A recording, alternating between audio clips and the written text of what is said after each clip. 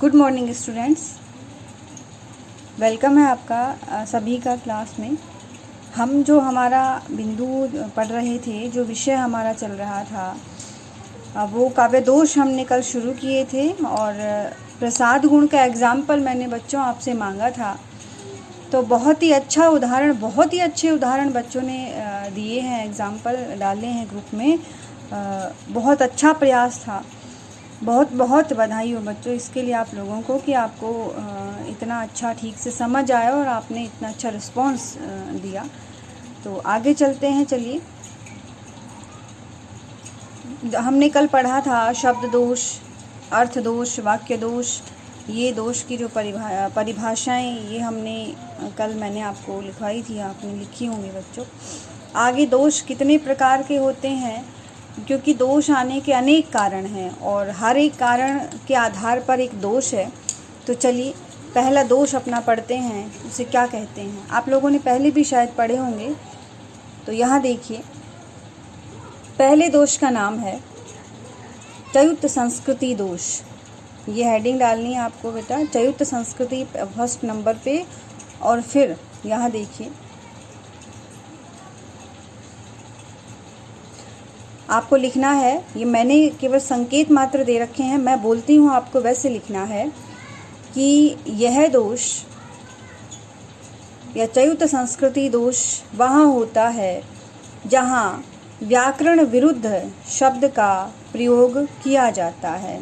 यानी जहाँ ग्रामर की दृष्टि से कोई गलती होती है, वाक्य निर्माण में, शब्द निर्माण में, जो भी पूरी लाइन बनती है, तो उसमें ग्रामर एज ए ग्रामर की दृष्टि से जो गलती होती है वहाँ चयुक्त संस्कृति दोष होता है। फिर से सुनिए बच्चों, इसका नाम लिख के आपको लिखना है कि यह दोष वहाँ होता है जहाँ व्याकरण विरुद्ध शब्द का प्रयोग किया जाता है। यानी व्याकरण की दृष्टि से जहाँ कोई कमी या दोष होता है वहाँ चयुक्त संस्कृति दोष होता है, यह आपको लिखना है। तो मेन तो इसका ये है कि कहाँ होता है कि जहाँ व्याकरण की दृष्टि से कोई कमी हो, कोई गलती हो, वहाँ चयुक्त संस्कृति दोष होता है। तो आप इसको कैसे भी करके लिख सकते हैं, ज़रूरी नहीं है, क्योंकि आप बड़े हो गए हैं बच्चों, आपकी कैपेसिटी भी बढ़नी चाहिए कि एक संकेत देने से आप उसके 4-5 लाइनें लिख सकें। इतनी क्षमता अगर आप अपने में नहीं बढ़ाओगे तो फिर साहित्य पढ़ने का मतलब नहीं है। आप साहित्य पढ़ते आ रहे हैं, आपने पिछले साल पढ़ा है, अब भी आप साहित्य पढ़ते हैं, तो एक लाइन की 5 या 7 या 10 लाइनें तक बनानी आपको आ जानी चाहिए। आप अपनी तरफ से कि क्या कहना चाह रहे हैं। तो आप लिख सकते हैं कि यह दोष वहाँ होता है जहाँ व्याकरण विरुद्ध शब्द का प्रयोग किया जाता है। ये इसके एग्जाम्पल हैं, देखो बच्चों।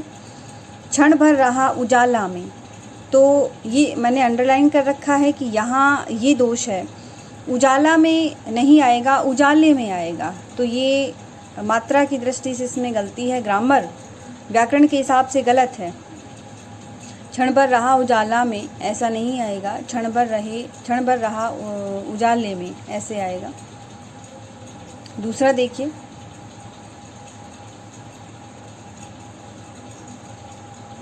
राजे विराजे मख भूमि में थी। अब यहाँ पे ये कह रहे हैं कि जो राजा हैं वो विराजमान थे मख भूमि में, लेकिन राजे नहीं, राजा विराजे ऐसे आएगा। यहाँ राजे नहीं आएगा, राजा विराजे मख भूमि में थे, इस तरह। आगे देखिए, अगला एग्जाम्पल है, उमड़ते पड़ते सर वृंद थे। उमड़ते पड़ते सर वृंद थे। तो यहाँ मैंने अंडरलाइन कर रखा है जहाँ जो कमी है वो, कि उमड़ते गिरते सर वृंद थे। उमड़ते पड़ते नहीं आएगा, उमड़ते गिरते आएगा, इस तरह। ये व्याकरण के हिसाब से ये जो शब्द हैं वो गलत हैं, मतलब इनमें मात्रा कहीं अधिक है, कहीं कम है। तो एज ए कोई शब्द, कोई अर्थ दोष नहीं है, शब्द दोष है, क्योंकि शब्द में ही कमी आ रही है। कि क्षण भर रहा उजाला में, इसमें उजाले आएगा। राजे विराजे, इसमें राजा विराजे आएगा। उमड़ते पड़ते, इसमें उमड़ते गिरते आएगा, इस तरह। ये अपना पहला दोष। बहुत सारे एग्जाम्पल आपको मिल जाएंगे। आ जाता है कई बार, कभी कभी छंद बनाने के लिए मात्रा कम ज़्यादा करनी पड़ती है, कभी तुक या लय मिलाने के लिए कभी कभी हो जाता है, आ जाता है इस तरह का दोष। चलिए अगला देखिए। अगला दोष है श्रुति कटुत्व दोष। आपको हेडिंग डालनी है बच्चों, श्रुति कटुत्व। श्रुति कटुत्व का अर्थ आपको ब्रैकेट में लिखना है, जो सुनने में कटु हो, यानी जो सुनने में कड़वा हो, श्रुति कटुत्व। श्रुति यानी सुनना, कान, कटुत्व यानी कड़वा हो, यह आपको ब्रैकेट में लिखना है। आगे श्रुति कटुत्व दोष कहाँ होता है वो आपको लिखना है कि श्रुति कटुत्व दोष वहाँ होता है जहाँ कठोर वर्णों जैसे मूर्धन्य संयुक्त वर्णों का प्रयोग किया जाता है, और इस प्रकार के कठोर वर्णों का प्रयोग किया जाता है जो सुनने में कठोर होते हैं या कटु लगते हैं, वहाँ श्रुति कटुत्व दोष होता है। फिर से बोलती हूँ बच्चों, आपको लिखना है कि श्रुति कटुत्व दोष वहाँ होता है जहाँ सुनने में कठोर शब्दों का प्रयोग किया जाता है, जहाँ मूर्धन्य वर्ण यानी ट वर्ग, मूर्धन्य मूर्धा से जो बोले जाते हैं और वो ट वर्ग होता है बच्चों। ये ट वर्ग का यानी ट ठ ड ढ ण का प्रयोग संयुक्त वर्णों यानी छत्र ज्ञ द्वित वर्णों रेफ रकार, क्योंकि सुनने में तो वही कठोर लगते हैं, ओज गुण गोड़ी रीति, वहाँ श्रुति कटुत्व दोष होता है ऑटोमेटिकली। ये लिख भी सकते हैं आप, क्योंकि ओज गुण और गोड़ी रीति में ही इस प्रकार के कठोर शब्दों ट वर्ग का, संयुक्त वर्णों का, द्वित वर्णों का, रेफ और रकार का प्रयोग किया जाता है। तो ये सभी विशेषताएं श्रुति कटुत्व दोष की हैं, जो सुनने में कठोर हो, स्पष्ट दिखाई दे रहा है। ये आप लिख सकते हैं उदाहरण, कब की इकटक डटी रही टटिया अंगूरिन टारी। ये पहला उदाहरण है, कब की इकटक डटी रही टटिया अंगूरन टारी, ये फर्स्ट एग्जाम्पल है। ये दूसरा एग्जाम्पल है बच्चों, ये पर क्या न विषय उत्कृष्टता करती विचारो उत्कृष्टता। ये भी शब्द दोष है, क्योंकि जो वर्ण हैं और शब्द हैं वो कठिन हैं, कठोर हैं, सुनने में कटु लगते हैं, जैसा कि नाम से पता लग रहा है।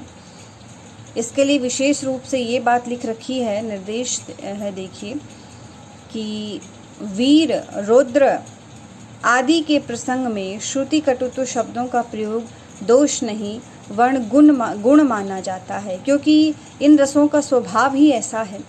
अगर इनमें इस प्रकार के शब्दों का प्रयोग न किया जाए तो रस ग्रहण नहीं होता, रस का आनंद नहीं आ पाता। वीर रस की रचना आप लिख रहे हैं तो ओजपूर्ण भावों की अभिव्यक्ति ना हो तो वीर रस बाहर निकल कर नहीं आता है, वीर रस हमें प्रभावित नहीं कर पाएगा। इसी प्रकार क्रोध में भी इसी प्रकार के वचन निकलते हैं, रौद्र का स्थायी भाव होता है क्रोध। तो वीर, रौद्र, भयानक, विभत्स आदि रसों में इस प्रकार के शब्द तो आएंगे ही आएंगे, क्योंकि ये इनका प्रकृति है, इनका स्वभाव है। इन रसों में भी अगर इस प्रकार के शब्द प्रयोग में ना आएंगे तो इन रसों का कोई महत्व नहीं रह जाएगा। इसलिए यहाँ ये दोष नहीं माने जाते, गुण माने जाते हैं।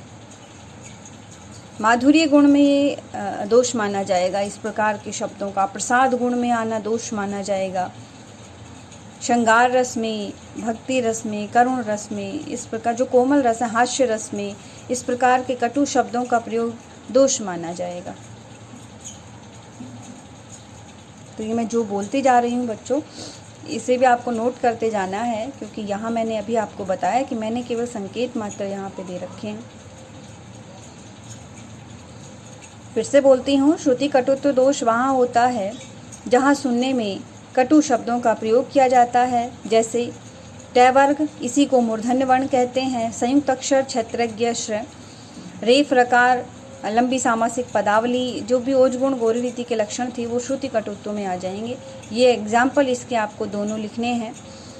कब की इकटक डटी रही टटिया अंगूरन टारी। दूसरा है पर क्या न विषय उत्कृष्टता करती विचारो उत्कृष्टता। इसके अलावा ये संकेत दे रखा है कि जो कठोर रस हैं, जैसे वीर, रौद्र, भयानक, विभत्स, आदि जो रस हैं, इनमें ये जो दोष है, ये दोष नहीं माना जाएगा, ये गुण माना जाएगा। ये भी आपको नोट करना है। दोष कहाँ माना जाएगा? माधुर्य गुण, प्रसाद गुण, श्रृंगार रस, करुण रस, भक्ति रस, हास्य रस, शांत रस, इस प्रकार के निर्वेद, शांत रस का स्थायी भाव निर्वेद, तो उसमें ये दोष माना जाएगा। ये 2 दोष कंप्लीट हो गए हैं बच्चों अपने। अगला है, देखिए, अप्रतित्व। हेडिंग डालनी है आपको, अप्रतित्व। देखो बच्चों, जो दोष के नाम हैं उन्हीं से स्पष्ट हो जाता है कि दोष में है क्या, यानी किस प्रकार का दोष है। जैसे श्रुति कटुत्व हो गया, सुनने में कटु, कठोर। चयुत संस्कृति हो गया कि जो अपनी संस्कृति से गिरा हुआ है, यानी जो नियम है वो उनसे गिरा हुआ है, हटा हुआ है, वो चयुत संस्कृति। तीसरा है अप्रतीत्व। प्रतीत होना यानी समझ में आना, जो वस्तु दिखाई दे रही है स्पष्टतः वो समझ आना, प्रतीत होना। अप्रतीत्व का अर्थ है कि जो प्रतीत नहीं होता है, यानी जो हमें दिखाई तो देता है लेकिन जो समझ नहीं आता है, वो वहाँ अप्रतीत्व होता है। देखिए अप्रतीत्व का अर्थ और क्या लक्षण है। अप्रतीत्व दोष वहाँ होता है जहाँ ऐसे शब्द का प्रयोग हो जो उस विशेष अर्थ में किसी विशेष शास्त्र में ही प्रयुक्त होता है। ये तो आपको लिख लेना है, मैं समझाती हूँ फिर कि कैसे शब्दों का प्रयोग। ऐसे शब्द का प्रयोग जो उस विशेष अर्थ में किसी विशेष शास्त्र में ही प्रयुक्त होता है, यानी ऐसे शब्द जो हम डेली में यूज़ नहीं लेते हैं, डेली में उसका प्रयोग तो करते हैं लेकिन उसका कोई एक विशेष अर्थ होता है, कोई स्पेशल उसका जो अर्थ होता है जो हम नहीं जानते हैं लेकिन शास्त्रों में वो लिखा रहता है और वो हमें समझ नहीं आता है। अप्रतीत मतलब प्रतीत नहीं होता है। एग्जाम्पल देखिए, पहला है तत्व ज्ञान पाकर हुए आशय दलित समस्त। तत्व ज्ञान पाकर हुए आशय दलित समस्त। तो हम यहाँ आशय का अर्थ हमेशा क्या पढ़ते आए हैं, मतलब कि किसी भी चीज़ का क्या आशय है, क्या मतलब है। लेकिन योग शास्त्र में आशय का अर्थ क्या दे रखा है, वासना। ये हमने कभी सुना ही नहीं, हमने कभी जाना ही नहीं, इसलिए हमें प्रतीत भी नहीं हुआ। इसलिए क्या होगा, यहाँ अप्रतीत्व दोष होगा। तत्व ज्ञान पाकर हुए आशय दलित समस्त। ये आशय का अर्थ वासना, जबकि हमने ये कभी नहीं जाना, व्यवहारिक रूप से हम व्यवहार में नहीं लाते हैं इसको। योग शास्त्र में इसका अर्थ दे रखा है, तो किसी विशेष शास्त्र में विशेष शब्द का विशेष अर्थ हो गया, शब्द का विशेष अर्थ हो गया जो हम नहीं जानते, हमें प्रतीत नहीं हुआ, इसलिए यहाँ अप्रतीत्व दोष है।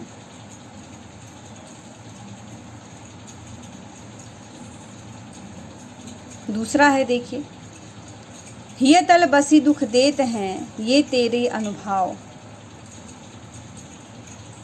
हिय तल बसी दुख देत हैं, हिय तल बसी दुख देत हैं ये तेरे अनुभव।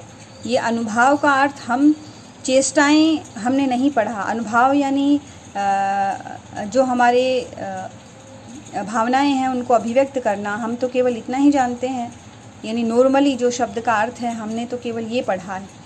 लेकिन अलंकार शास्त्र में इसका अर्थ क्या है, चेष्टाएं, यानी किसी के द्वारा किए गए क्रियाएं, जो भी वो एक्शन करता है उसको अनुभव कहा है अलंकार शास्त्र में। तो ये भी हम नहीं जानते, इसलिए यहाँ क्या होगा, अप्रतीत्व दोष होगा, क्योंकि अनुभव का जो ये और भी कोई अर्थ है वो हम नहीं जानते, हमें प्रतीत नहीं होता, इसलिए यहाँ अप्रतीत्व दोष है। तो ये एग्जाम्पल आपको बच्चों लिखना है। इसके अलावा एक और एग्जाम्पल मैं आपको इसी का बताती हूँ, अप्रतीत्व दोष का। देखिए,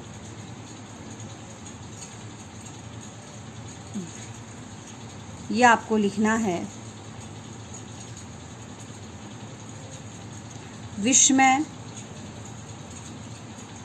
यह गोदावरी। ये आपको लिख लेना है बच्चों, मैं बोल रही हूँ। विस्मय यह गोदावरी, ऐसे। अमृतन को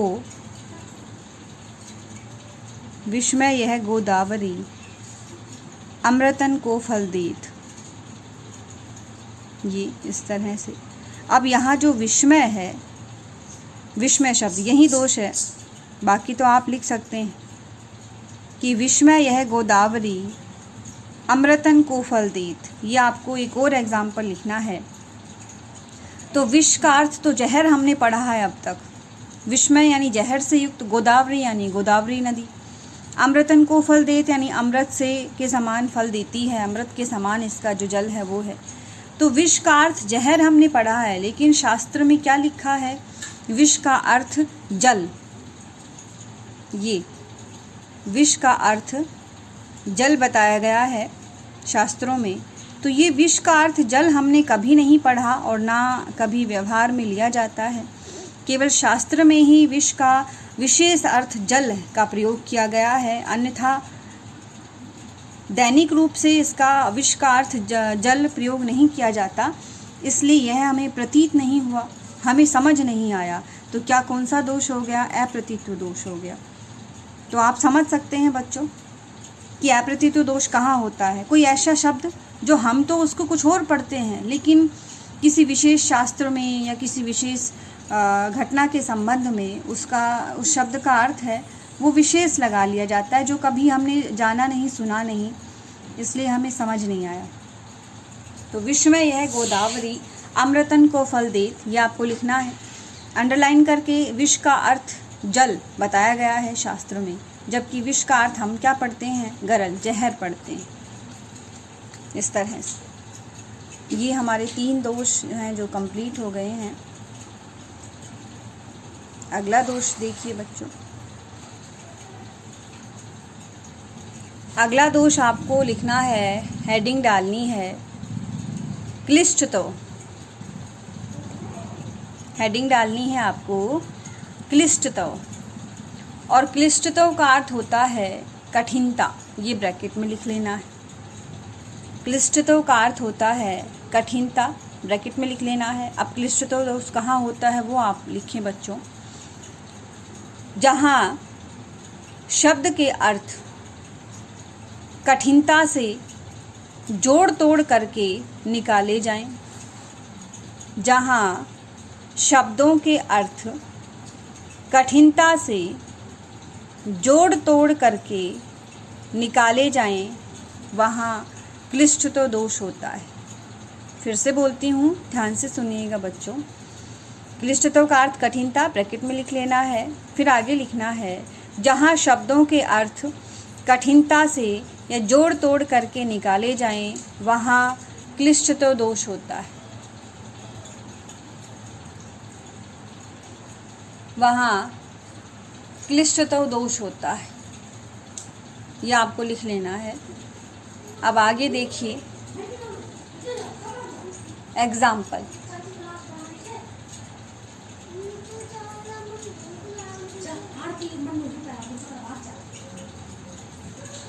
आगे एग्जाम्पल आप लिखिए, हेम सुता पतिवाहन प्रिय, तुम इसमें रति न फेर। यह आपको एग्जाम्पल लिखना है बच्चों। हेम सुता पतिवाहन प्रिय, तुम इसमें रति न फेर। ये एग्जाम्पल आपको लिखना है। इसका जो अर्थ है वो जोड़ तोड़ करके निकालना होगा कि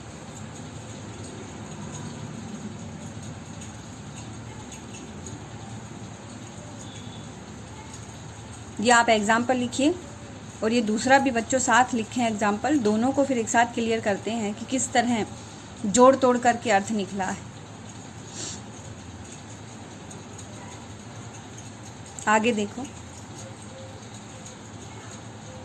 सारंग ले सारंग चल्यो, सारंग पूग्यो आय, सारंग सारंग में दियो, सारंग सारंग माय। देखिए कितनी बार सारंग शब्द का प्रयोग आया है और हर बार सारंग शब्द का अर्थ अलग है, और ये हमें जोड़ तोड़ करके निकालना होगा।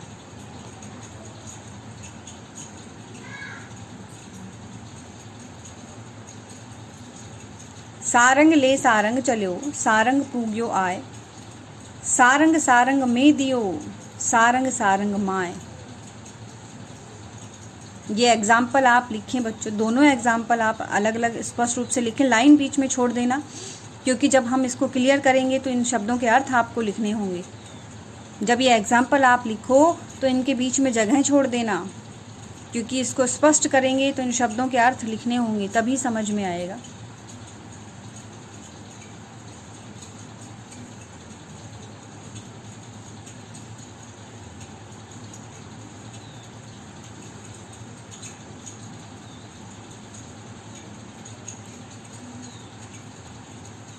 चलिए, ये जो एग्ज़ाम्पल है इनको हम मैं अभी अगली क्लास में क्लियर करती हूँ बच्चों, क्योंकि वीडियो जो है बहुत बड़ी हो जाती है, फिर जा नहीं पाती है। तो अभी मैं आपको अगली क्लास में इसको क्लियर करती हूँ।